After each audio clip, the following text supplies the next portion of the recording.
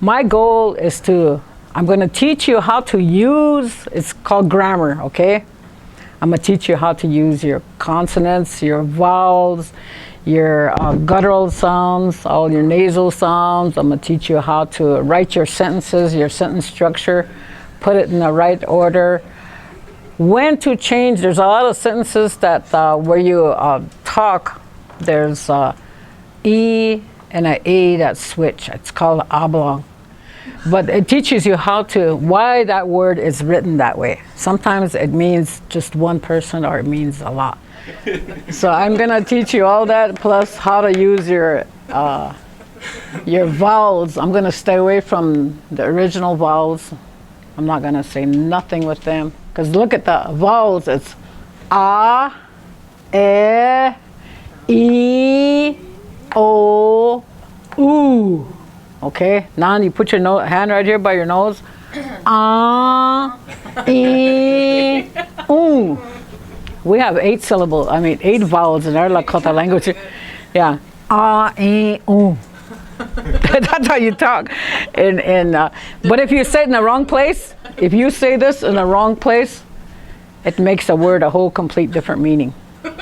It's really crazy. It is. Our language can be very simple. We don't even need male. I don't know why people always say male. It's when you advance language, when you're talking proper language, then you can say the female endings. Then you can say the male endings. Because we have a lot of slang also. We have low. When you're talking proper language, you have to say yellow. We have where. Women, it's easier with this where and hair, stole. The men, it's harder. Yeah. That's why I said there's no ending. The ending doesn't even have to be there. You can talk a whole language, a whole sentence conversation without using no female or male endings. You can do that. And if you're a good listener and you understand, you know what they're talking about. It's afterwards, later on, and as you grow older, you start recognizing. And also a lot of the words start changing. Adult language. One of the things that happened to me was about 6 or 7 years ago, they had a conference, language conference, big one in Rapid City. And I was just bumming around. I was going from classroom to classroom. I wanted something new. I'm always like that. I like something new. I want something that can help. Here I went into this one classroom here. Oh, the Pine Ridge people were in there. So I was looking at it. I said, I'm sitting here. So I went in and sat down. And there were some white guys up there talking away. And here, they wanted to translate the Lakota language. They wanted to make a dictionary. Well, they did. And we helped them too. But while they were talking, I was sitting there listening, and I said, gee, you guys are really challenging. I said, you guys are actually trying to write a dictionary with the Lakota language. I said, being in language for years, our language changes continuously, all the time. So I told them, I said, you're going to have to look into some different areas about how our language is. We have the traditional Lakota language. We have a slang language. We have a kid language. We have an alcoholism language. We have a spiritual language. And there might be I think 2 others that I brought up. And I kept bringing it up. And just not too long ago, people finally started realizing what I was talking about. They said, oh yeah, now I know what you're talking about. And it is really challenging because our kids need to know not only the proper Lakota language, or the traditional one, because anymore, what's traditional, because everything changes. A long time ago, we didn't have tables, we didn't have ice, we didn't have paint, cans, we didn't have clocks, and so we had to make up language. And our make-up language, it's a substitute language. We have to make up substitute words. The child language I was talking about is, a lot of it is like that. That's a really good example. If you're hungry, or you're wet, or you're comfortable, You're going to make sounds that you understand. You know what you're going to do about it. You want to know what you're going to have to do about it. There's a child language. One of the best examples I use as a child language, and I couldn't find one, but someone had made some Indian calendars one time, and they wrote everything down, all the months down in Lakota. And I was looking at them, and I said, gee, I didn't even know that. I said, I don't even know where that came from, you know. So I started doing research on it, and here I figured it out. As a kid, when they come out in the snow, when it's real bright out there, I'll say, "Ee, shta mayaza," you know. All it says is my eyes are hurt. It hurts my eyes.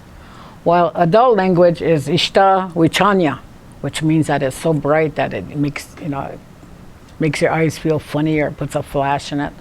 So there's a difference in language. There's adult language, kid language, baby language, you know. And then there's also, here's a good one. It got me really good. I was teaching about 1996, someplace around. I was teaching at the high school in St. Francis. And I was teaching them sentences, questions and answers. So I was writing on a board. And here are 7th and 8th graders, 9th, 10th, 11th, 12th. We had the 7th and 8th graders in our classroom. And they were all sitting there and they were goofing around. Man, talk about crazy kids. And here, someplace along all the conversation and yakking going on, and one of them says, Blaska. So as I was writing, I really said, your face, and I was just going on. And nobody laughed. They didn't even laugh, and I stopped, and I said, whoa, I just caught something, you know. I better check up on it. So I turned around, and I said, all right, guys, what does Blaska mean? And they all said, you tell. No, I'm going to tell her, you know. They all kept going. So what does Blaska mean? Come on, I want to know. That's a Lakota word, you know. It's a good Lakota word. You can learn something from it. I started really talking to them. So they told me in here what it was. It was either a bottle of wine or a bottle of whiskey. They're flat, and they can hide them inside their jackets. And that's what they called Blaska. You know, and I said, oh, really? I said, no, I never knew that, you know, but yeah, Annette, you can do that, you know. I learned to talk to kids, I learned to visit with Blaska. Actually, all it means is a flat surface. And so when he said Blaska, it means flat, so that's why I said your face, you know. And they all, I mean, they were all surprised, but I was surprised on the other way because of their language, you know. And so that's where I found out that our language is, you know, a lot of it changes. And somebody comes in and says, Lila Makuja, you know, right away everybody thinks hangover. Because everybody drinks. I mean, everybody has a drunk in their family or something, you know, and so right away, why, you got a hangover? Were you drinking last night? You know, and all this and that, you know. Well, Makuja is, I'm sick, I don't feel good, you know, I have a virus or illness or something, you know, or I'm hurting. But they don't see it that way because the language was never taught to them that way. They hear it from the drunks, you know. Ila Makuja, you know.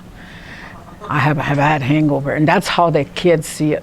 And so that was another language direction that, you know, that I caught on.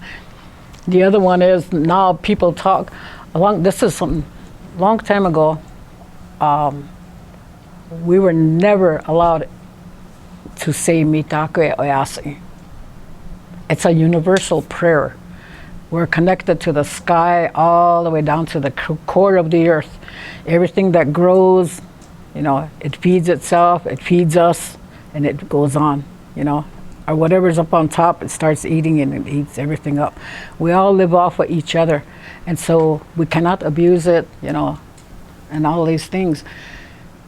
And it met the whole universe as a whole, which is mitaku oyasi.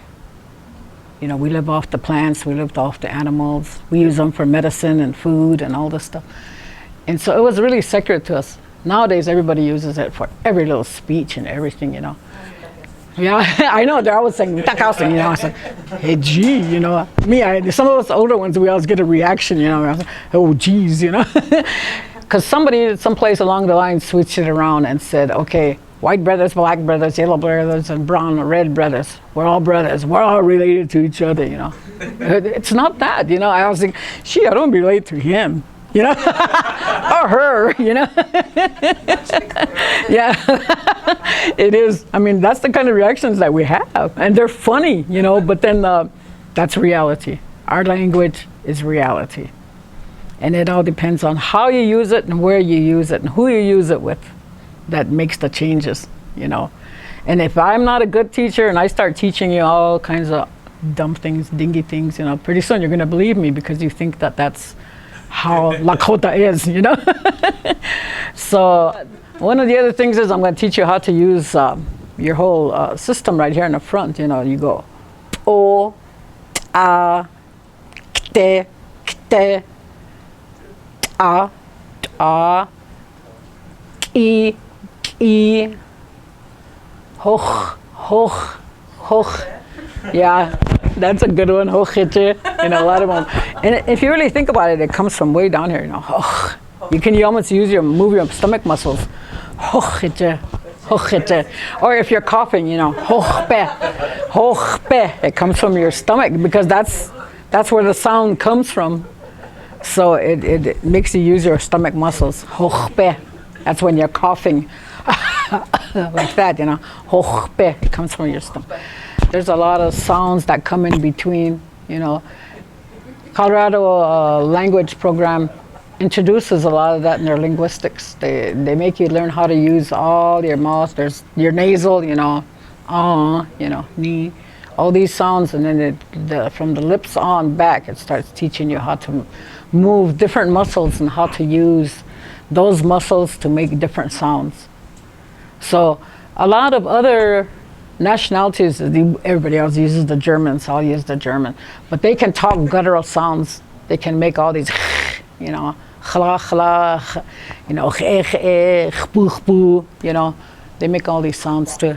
There's all kinds of sounds that you can make and learn to make them. Because if you don't, like Lakota, you know, Lakota, it's right here. Lakota, feel their muscle right here. Lakota, it's right there.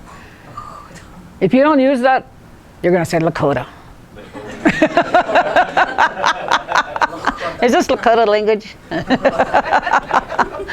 Lakota, yeah, Lakota language. So those are all things that you're going to be learning. I'm going to be teaching you. So those are not allowed in the Lakota language. So I won't even mention that.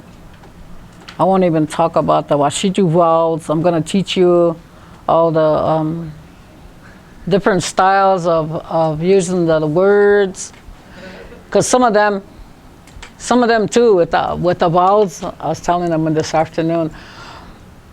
I like to tell stories, and a lot of it is a memorial about me, about what my family, what we've been through, you know, our encounters. And I had an auntie that died, and so my other auntie, her sister, was really crying. Oh, she was just sad. She'd go up to the coffin and cry and cry. And when she cries too hard, she always faints. My cousins were all worried about her, and they all said, go on.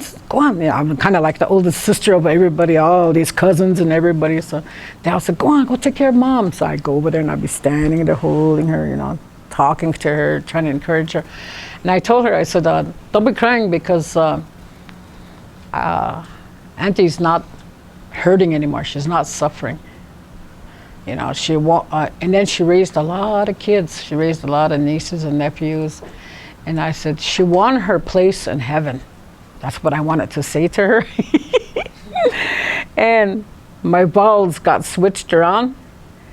And I said, Ohie iche, which means she won her place, okay? And here I made a mistake and I said, wait now. Oihe iche, oihe iche. The vowels switched around.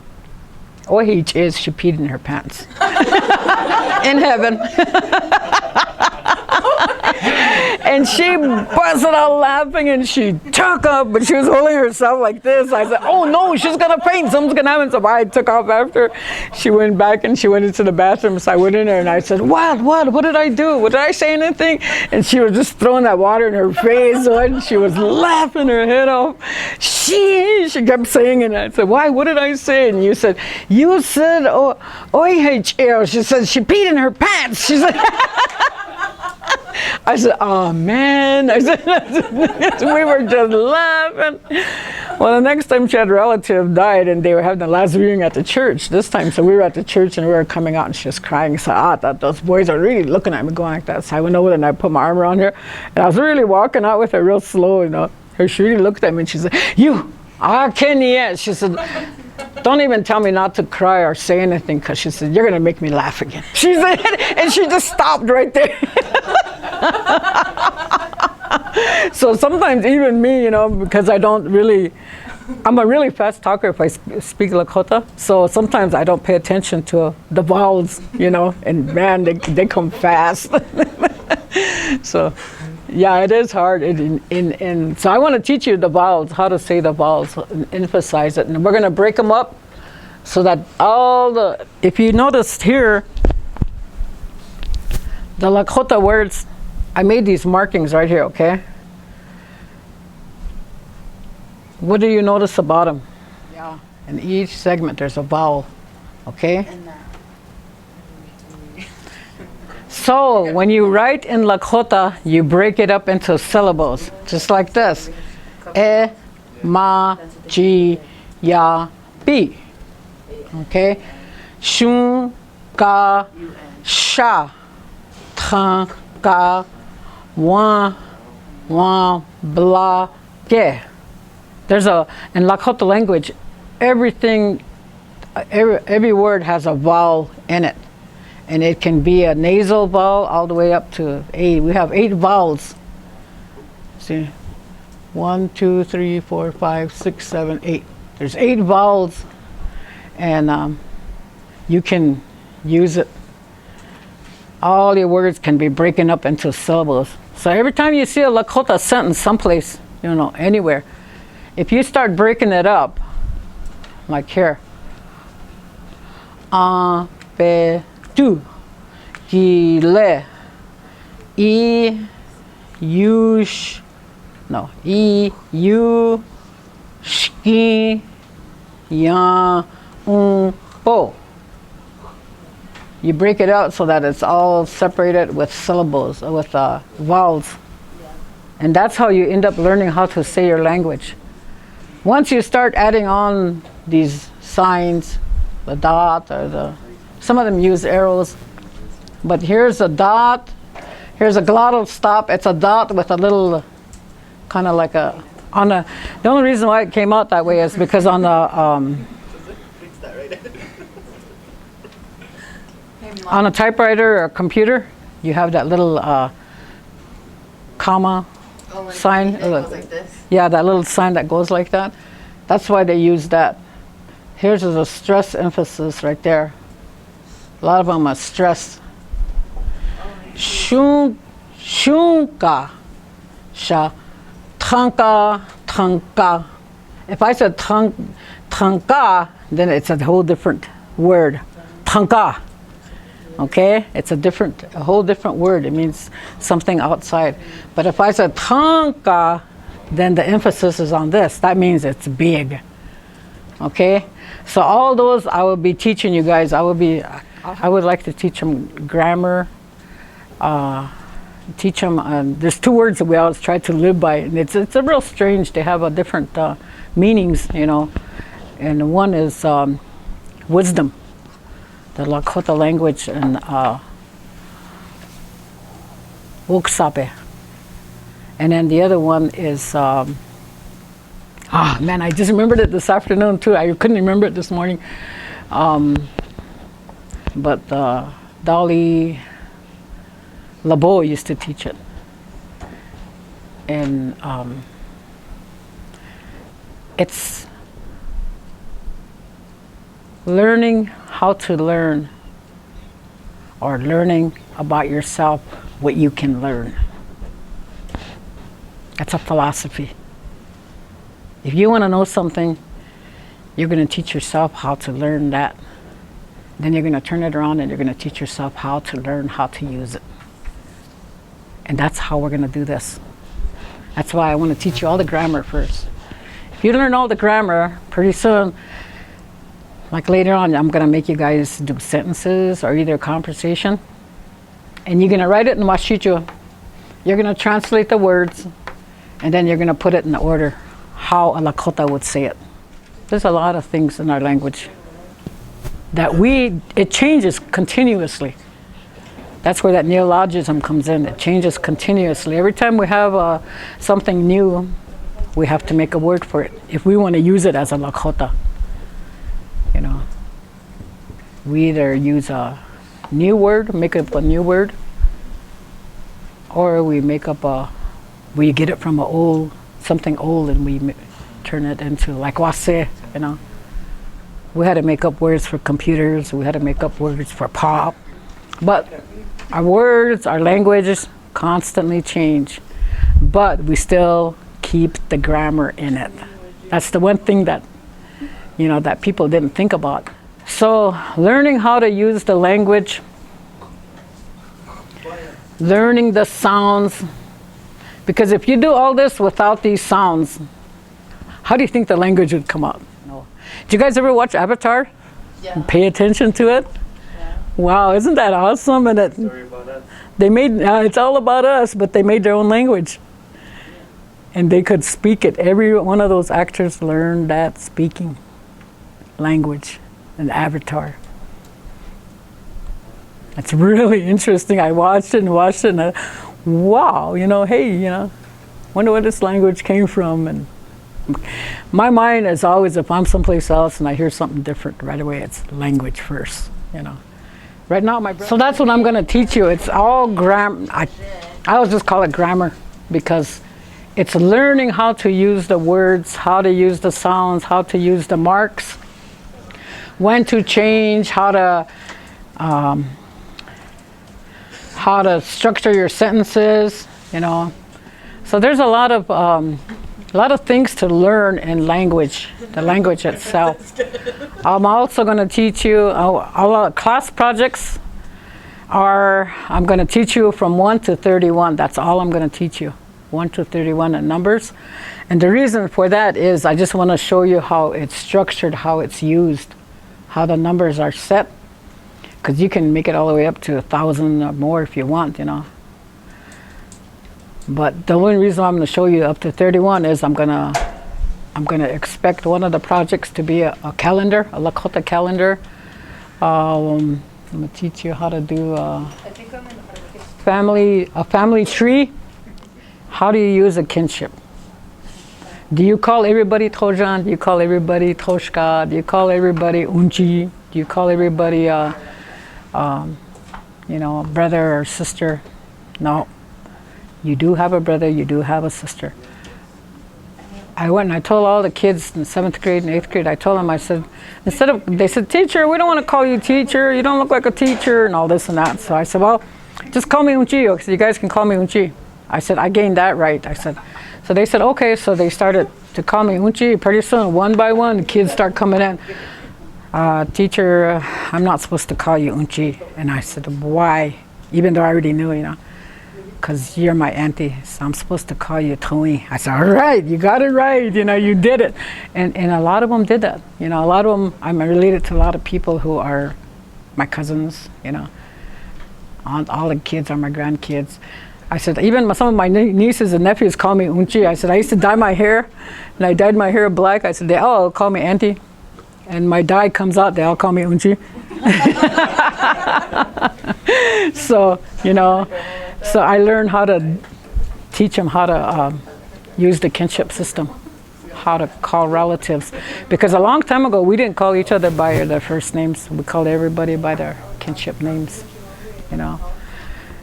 So it was just a Indian law, a Lakota law that we followed, and how to treat each other.